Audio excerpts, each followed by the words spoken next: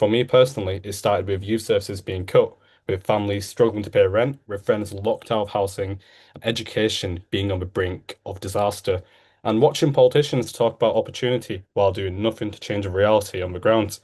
Now, that frustration is what pushed me and many others into politics in 2017 and in 2019.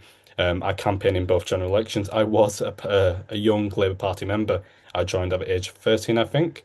Um, I think shortly after the leadership election, I kept a close eye. I was in college, well, sixth form, and I kept a close eye on the Labour leadership. And slowly, I saw that Labour's core values were slowly drifting apart. We saw core pledges being dropped. We saw young people in the north being disregarded. And I was one of those young people. So in Bradford, we've seen the rise of community independence. Not just because people started hitting parties for the sake of it, but because Labour stopped listening. People felt like they're being taken for granted, which is why me and many others stood for office. And that's the opportunity I think your party has right now. Under the Tories, young people have been left with crippling debt, insecure housing, and a cost of living crisis. Under Labour, unfortunately, nothing really changed. There's no commitment to rent controls, tuition fees remain the same, private landlords are still protected, and reform offers nothing but division dressed up as answers. So young people are practically politically homeless. So what does excite me about your party or the many is that we say that this isn't as good as it gets.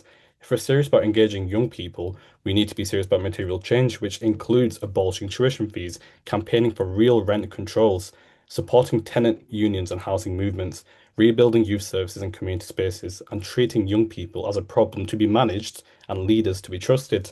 So when I ran as an independent, the biggest lesson I learned was this: people will respond to honesty and action. When I show up consistently and when I organize locally, when I back people in struggle, whether that's tenants, whether that's workers, or communities standing up against racism and war, people will back you. Which is why your party can't just be an electoral vehicle. It'll have to be a movement. You'll have to be visible on every picket line.